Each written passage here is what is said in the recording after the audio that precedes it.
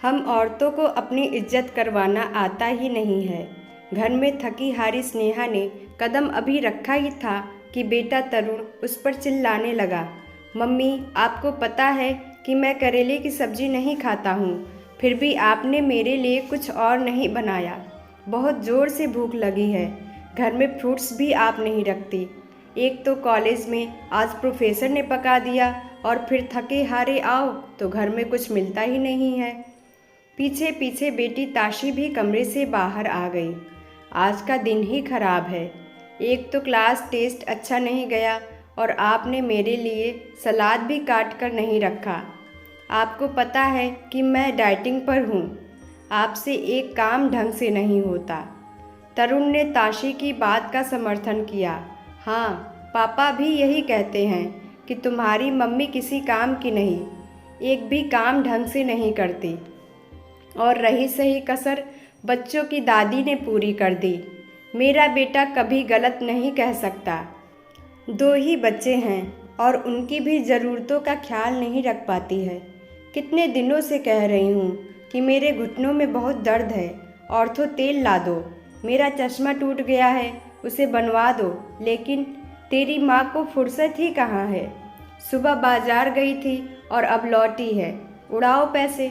मेरा बेटा दिन रात मेहनत करे और तुम आराम से शॉपिंग करो।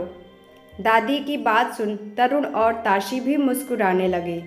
यह देख स्नेहा को गुस्सा तो बहुत आया, लेकिन कुछ नहीं बोली। वो वैसे ही बहुत थकी थी और उन सबको बोलकर या डांटकर अपने आप को और थकाना नहीं चाहती थी।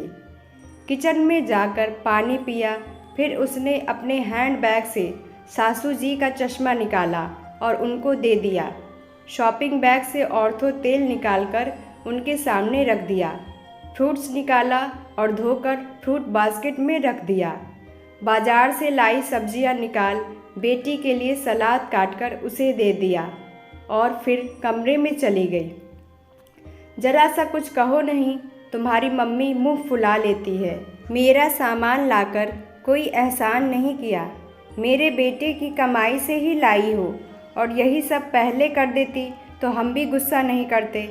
फालतू में हम सबका दिमाग खराब कर दिया। कनिका जी अपनी झेप मिटाने के लिए भी स्नेहा को ही दोष दे रही थी। अभी तक आप समझ ही गए होंगे कि स्नेहा की क्या स्थिति है। अपने ही घर में शायद एक पंचिंग बैंक की, जो आता मुक्का मार कर चला जाता।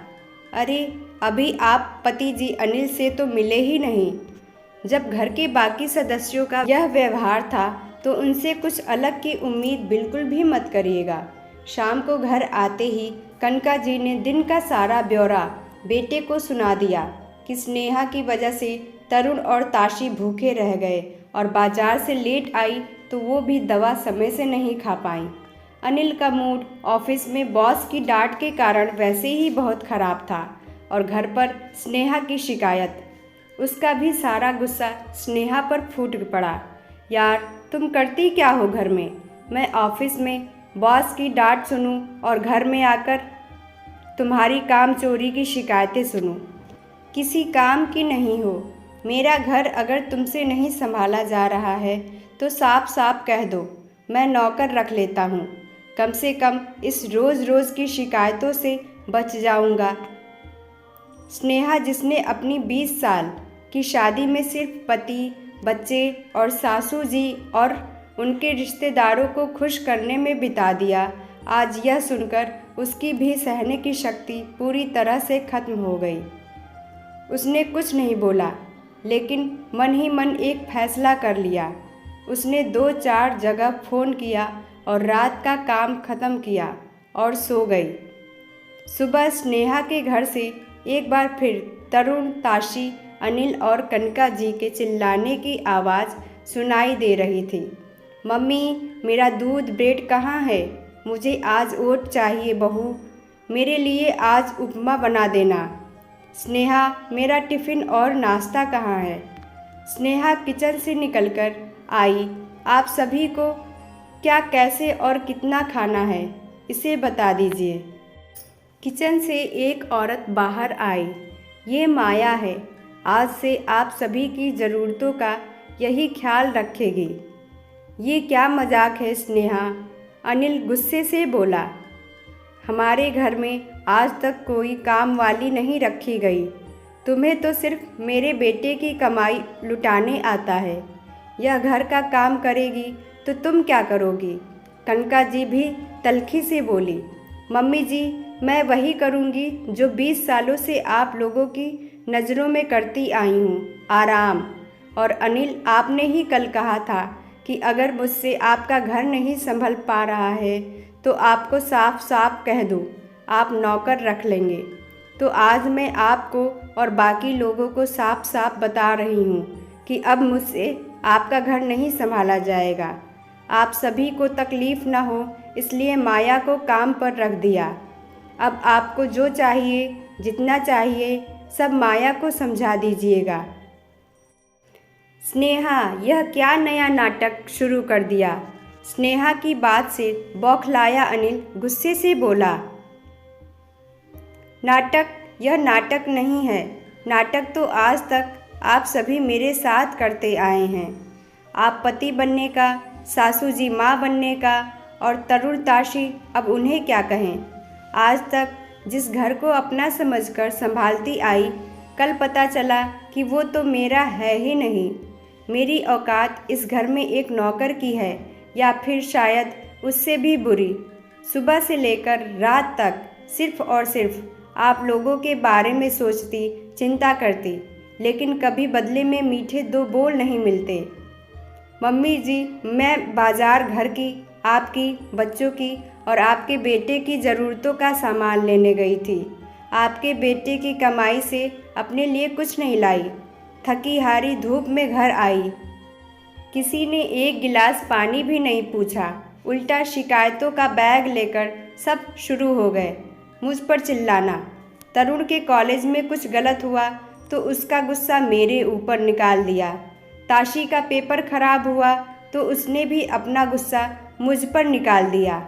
अनिल को बॉस से डांट पड़ी तो उसका फ्रस्ट्रेशन मुझ पर निकाल दिया। और मम्मी जी, इन्हें पता नहीं मुझसे कौन से जन्म की खुन्नस है।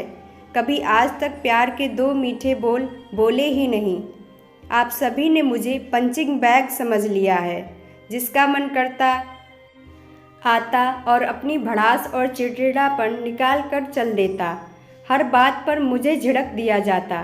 कभी भी आप लोगों ने मुझसे पूछा कि तुम्हें कोई तकलीफ़ है, तुम्हारी कोई चाहत है? इसमें आप लोगों की कोई गलती नहीं, क्योंकि हम औरतों को अपनी इज्जत करवाना आता ही नहीं है। मम्मी जी, आपका बेटा अगर ऑफिस में मेहनत करता है तो मैं भी दिन रात घर में मेहनत करती हूँ। आपका बेटा सुबह 9 से 5 बजे तक नौकरी करता है, जिसमें संडे के अलावा और भी छुट्टी मिलती है, लेकिन मैं 24 घंटे 7 दिन और वो भी बिना छुट्टी लिए आपके बेटे का घर संभालती हूँ। सबको उनकी ज़रूरतों का हर चीज़ सही तरीके से मिल जाता है, फिर भी मुझे कहा जाता है कि मैं किसी काम की नहीं और ना ही मैं ढंग से काम करती हूँ। इसलिए मैं आज और अभी से आपके घर की जिम्मेदारी छोड़ रही हूँ। अपने कमरे में जाते हुए स्नेहा पलटकर बोलती है। अनिल, औरत सारी ज़िंदगी अपने वजूद को भुलाकर मकान को घर बनाने में लगा देती है और बदले में सिर्फ यही चाहत रखती है कि घर के सभी सदस्य उसे सम्मान दे, उससे प्यार के दो बोल बोले। लेकिन अफसोस, मैं पूरे घर की ज़रूरतों का ख्याल रखती हूँ, लेकिन तुम सब मिलकर अकेला मेरा ख्याल ना रख सके। सभी की आंखें शर्म से झुक गईं। सच ही तो कहा था स्नेहा ने। सभी ने जाने अनजाने उसे पंचिंग बैग समझ लिया था। अगर आपके घर वाले भी आपके साथ यही व्यवहार कर रहे हैं तो आप भी पंचिंग बैग बनना बंद कर दें। आपको हमारी कहानी कैसी लगे कमेंट करके बताएं और प्लीज़ फॉलो करें।